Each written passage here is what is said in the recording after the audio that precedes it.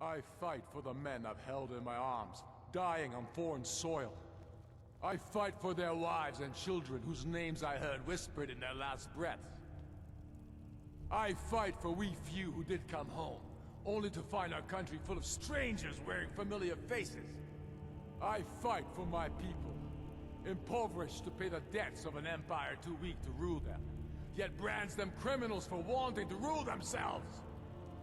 I fight so that all the fighting I've already done hasn't been for nothing. I fight because I must.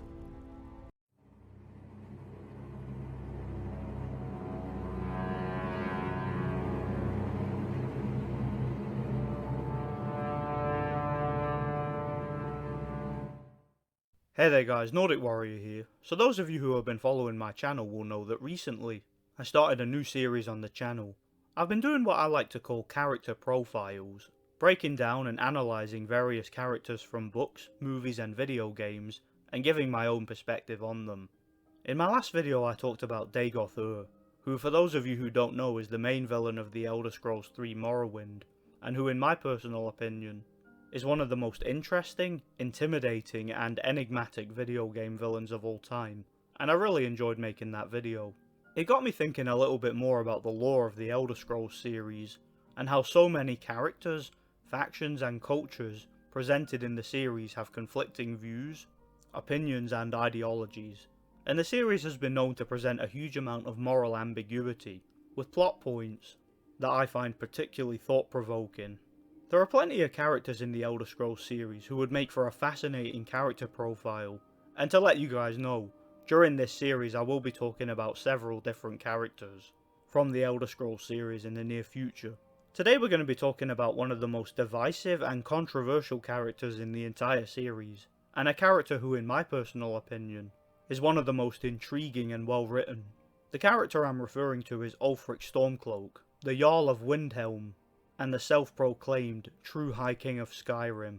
In this video I want to talk about Ulfric's personality, his ideology, and perhaps more importantly, what I believe his true agenda is, and what's really going on with him.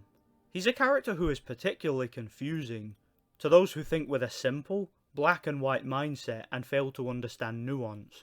So Skyrim, like all the Elder Scrolls games, is a game filled with various factions, each with their own goals, beliefs and ideologies, as well as their own quests involved with them.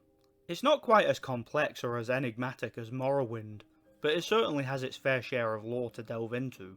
One of my favourite things about the game, and about the series in general, is the abundance of moral ambiguity. Morality in the Elder Scrolls universe is very different to the real world, in the sense that it really depends on many things, even more so than the real world. The Elder Scrolls is extremely divided, and in constant conflict. Skyrim is particularly divided, based on one conflict, the Skyrim Civil War. To understand the Skyrim Civil War, and how Ulfric is involved in its events, it's important to talk about the war that came 30 years before it, known as the Great War. But before that, a bit about Ulfric's backstory. So Ulfric was born in the city of Windhelm. He was the son of the Jarl Hogue, also known as the Great Bear of Eastmarch. Windhelm was the first city to be built by the Nord king Ysgramor, who had conquered Skyrim generations before. Due to this, Windhelm was the most traditional of all the Nordic cities, with Nordic ethno-nationalism being one of its strongest shared cultural values. Ulfric was trained to be a patriotic Nord warrior from a very young age, who respected the ways of the ancient Nords. However, rather than follow in his father's footsteps initially, Ulfric was instead chosen to visit the Greybeards, ancient Nord hermits who live atop the throat of the world, the tallest mountain in Tamriel, and the highest point in Skyrim, and practice a pacifistic philosophy known as the Way of the Voice. Ulfric agreed to stay with the Greybeards, and was for a time training to become a Greybeard himself, learning to shout. However, as time went on, Ulfric began to hear about the troubles plaguing Skyrim, and he realised he couldn't remain on the mountain, ignoring the suffering that awaited his people. He heard about the Great War, and the Empire's impending defeat at the hands of the Aldmeri Dominion. So after the events of the Oblivion Crisis, the Empire, who had expanded many of its soldiers and resources to combat the evil Daedra, Mehrunes Dagon, was in a weakened state. The Emperor Uriel Septim, along with his son Martin Septim, both died, and the line of emperors was now broken. This left them leaderless and also led to a huge loss in morale.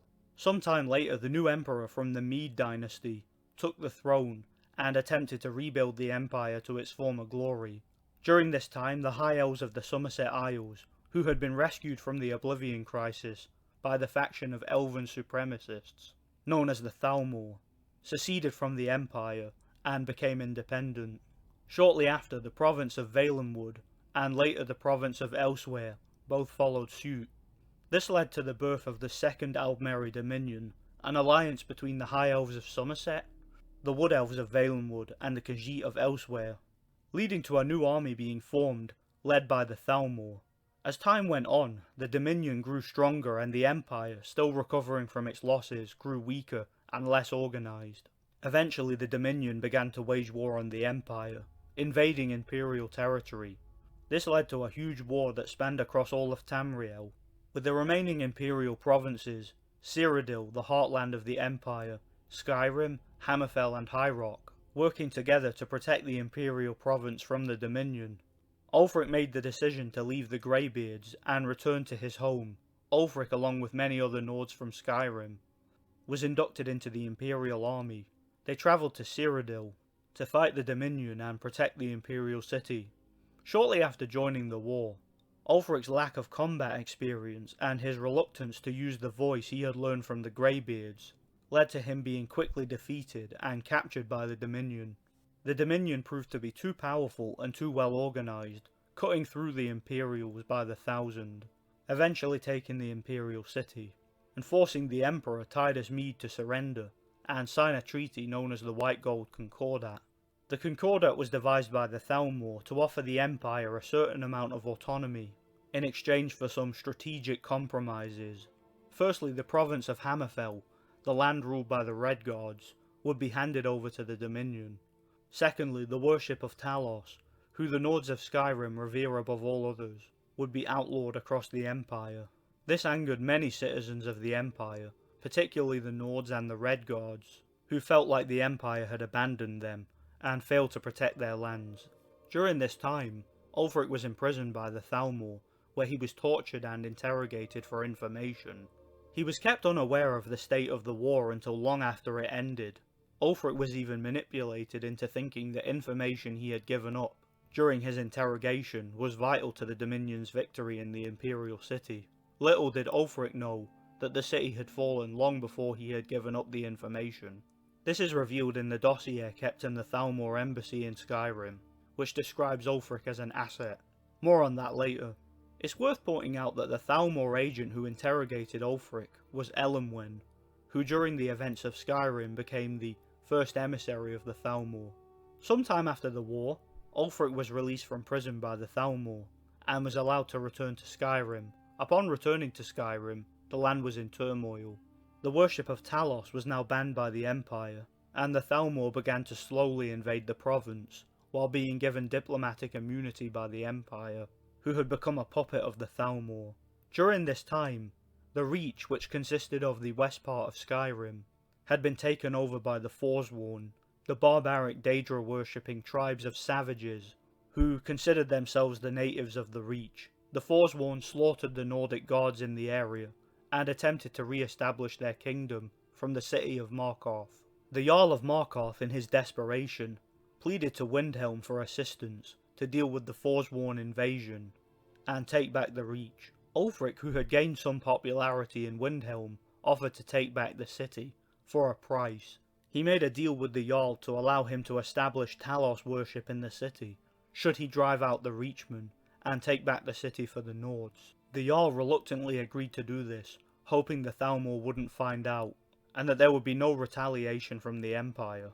Ulfric assembled a band of Nord warriors, and marched upon Markarth. When it seemed like Markarth's walls couldn't be breached, Ulfric did something that shocked both sides. He used the voice, shouted the Forsworn from the walls, and broke his way into the city. He and his Nord militia slaughtered the Forsworn, and drove their survivors into the hills of the Reach. After taking over Markarth, the Jarl initially kept his promise, allowing the people of the city to openly worship Talos. At the same time, Ulfric started to show his cruelty. He called for the imprisonment or execution of numerous reachmen, whether or not they had involved themselves in the Forsworn rebellion. Their guilt was inconsequential to him, and as far as he was concerned, the fact that they were there and didn't stop the uprising and takeover of the city, in Ulfric's mind, made them traitors to Skyrim. The whole saga became known as the Markarth incident, and it showed how vicious and cruel Ulfric could be. Shortly after taking over the city, the Thalmor found out about the incident and called for Ulfric's arrest. The Empire did as they were ordered and imprisoned Ulfric. While Ulfric was in prison, his father Hogue died, and Ulfric wasn't able to attend his funeral. This led to Ulfric's hatred of the Empire, who he believed had betrayed Skyrim to the elves, and he never trusted them again. Upon being released from prison, Ulfric returned home to a leaderless Windhelm, and was soon named the new Jarl in his father's stead. After failing a bid to become High King, one of his first decisions as Jarl was to petition for the new young king Toreg to declare Skyrim's independence from the Empire. Toreg, who was the Jarl of Solitude and was loyal to the Empire, refused to do this. This led to Ulfric attempting to take control of Skyrim himself. He decided to begin recruiting as many Nord warriors as he could to rebel against the Empire. This rebellion became known as the Stormcloak Rebellion. After months of conflict, Ulfric declared all-out war by travelling to the City of Solitude and challenging Toreg to a duel, declaring himself the true High King of Skyrim by right of combat. Toreg, who was young and inexperienced, yet brave and courageous, accepted the challenge. As the two began to duel, Ulfric did something that led to him being branded a traitor and a murderer.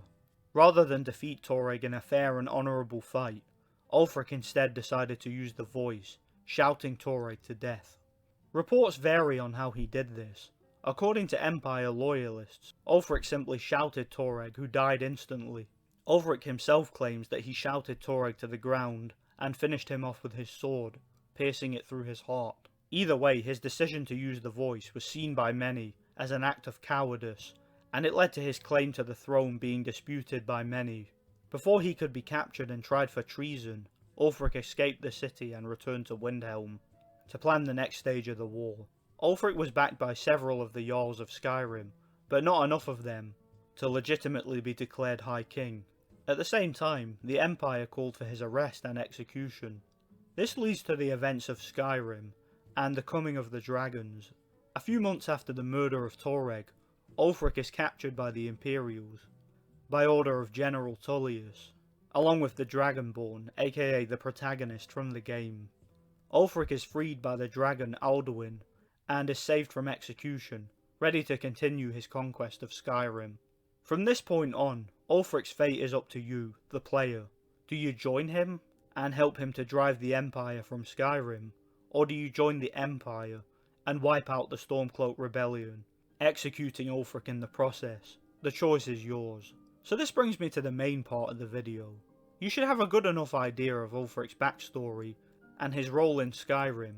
Now let's talk a bit about his ideology and his personal motivations, because this is where it gets confusing and interesting. So at face value, Ulfric is a patriotic Nordic ethno-nationalist. He strongly believes that Skyrim is Nord land, and like Ysgramor before him, he believes that the land should be ruled exclusively by Nords, without any outsider influence, and without any ties to the Empire, who he views as dead. He wants to keep Skyrim ethnically and culturally pure, to the point where he favours his own people over any outsiders. However, as long-time fans of Skyrim who are able to read between the lines and pay very close attention to the finer details will likely know, this may not actually be the case, and like with real-world political influences, it might not be as simple as it seems. To quickly reference real-world politics, there exists a community that operates mostly online, dedicated to exposing government lies and corruption, and shine a light on things that the mainstream media and the normie masses won't. This community is often labelled the Truth Community, or as the normies would call them, conspiracy theorists.